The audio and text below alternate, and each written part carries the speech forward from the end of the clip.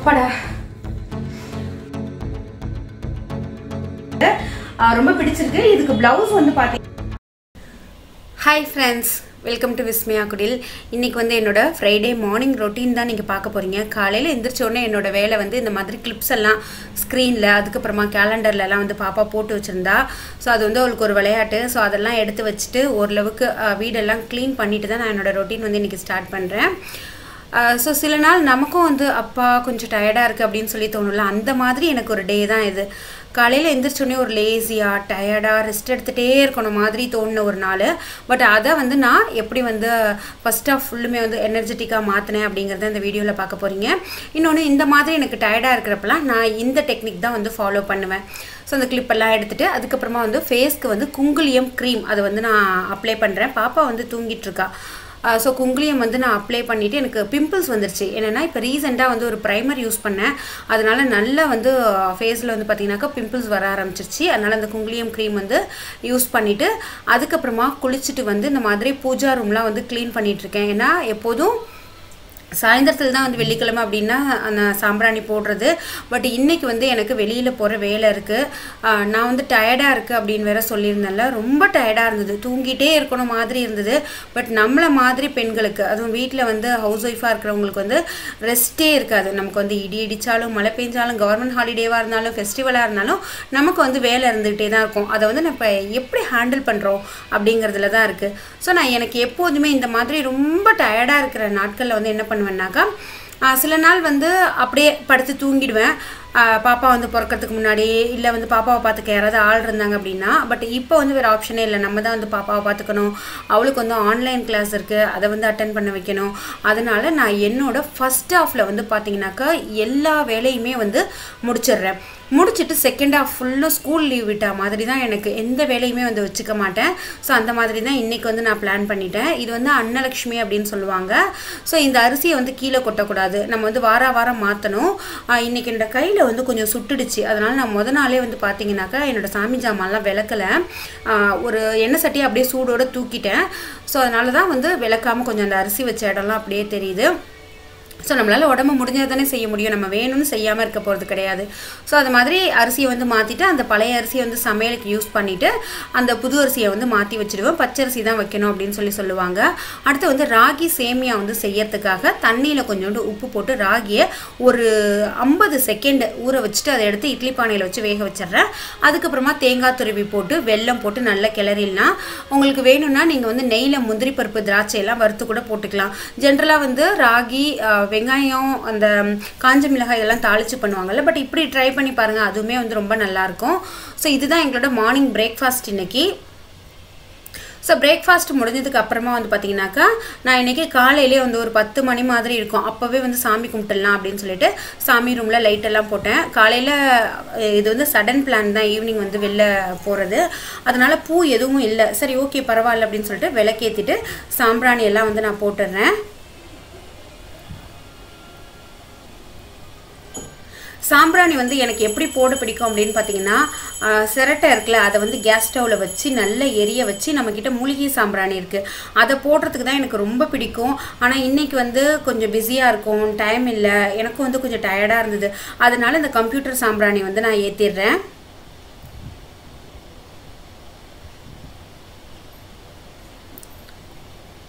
So நான் வந்து எப்போதும் என்ன பண்ணுவேன்னா, சாமி கும்பிட்றதுக்கு முன்னாடி, ஸோ இந்த கிளிப் வந்து லேட்டராக நான் ஆட் பண்ணியிருக்கேன்.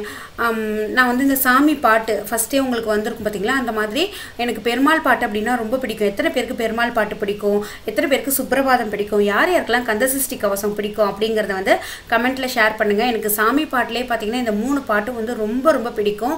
ஸோ அதை வந்து வீட்டில் போடுறப்ப அந்த ரிங்காரம், அந்த மணியோட ஒளி, அதெல்லாம் வந்து ஒரு பாசிட்டிவான வைப்ரேஷனை கொடுக்கும். எத்தனை பேர் அதை ஃபீல் பண்ணியிருக்கீங்க அப்படிங்கிறதையும் வந்து கமெண்ட்டில் மறக்காமல் ஷேர் பண்ணுங்கள்.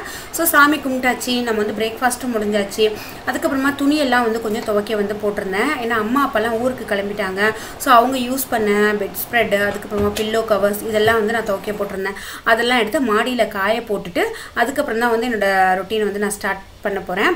காலையில் வந்து பார்த்திங்கனாக்கா சமையலையும் வந்து முடிச்சிடுறேன். ஏன்னா வெள்ளிக்கிழமை மேக்ஸிமம் சாம்பாராக தான் இருக்கும். அதனால் சாம்பார், உருளைக்கிழங்கு வறுவல் தான் எங்கள் வீட்டில் இன்றைக்கி வந்து சமையல்.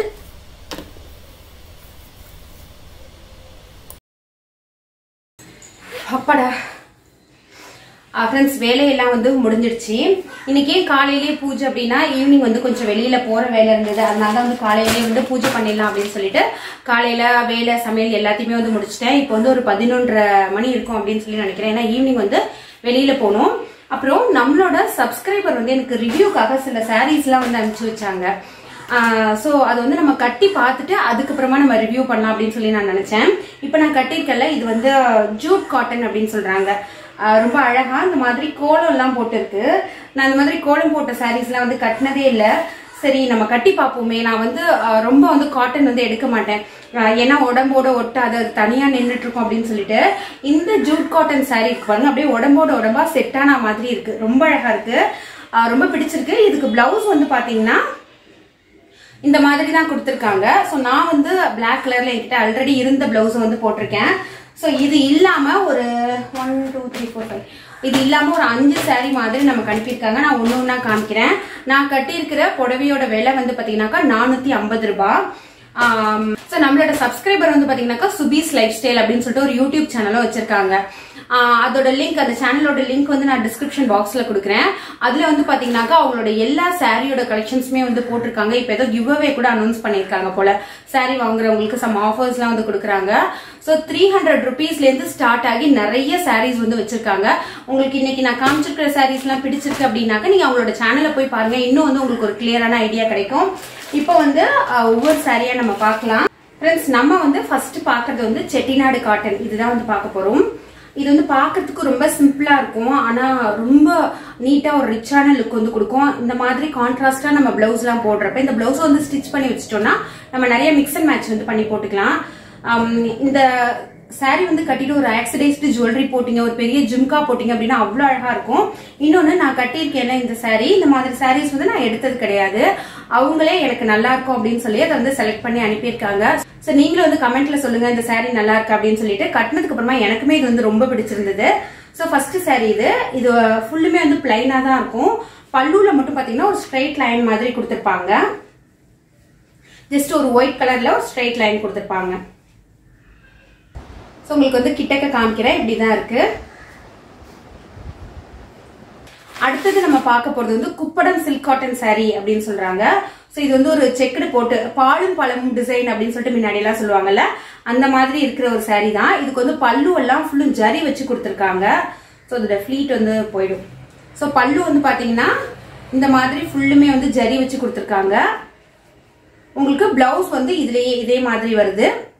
ஸோ இந்த சாரியுமே வந்து ரொம்ப அழகா இருக்கு. அடுத்தது இந்த சாரீஸ்லாம் அவங்க எனக்கு ஷேர் பண்ணப்ப நான் வந்து செலக்ட் பண்ணேன். பட் நான் கட்டியிருக்கிற சாரியும் இந்த சாரீஸ்ல இதுவும் வந்து அவங்க எனக்கு செலக்ட் பண்ணி அனுப்பிச்சிருக்காங்க. இதுவுமே வந்து அந்த ஜூட் காட்டன் தான். ஒரு மாதிரி உங்களுக்கு வீடியோல எப்படி தெரியுதுன்னு தெரியல, இது வந்து மயில் கழுத்து கலர் அப்படின்னு சொல்லுவாங்க.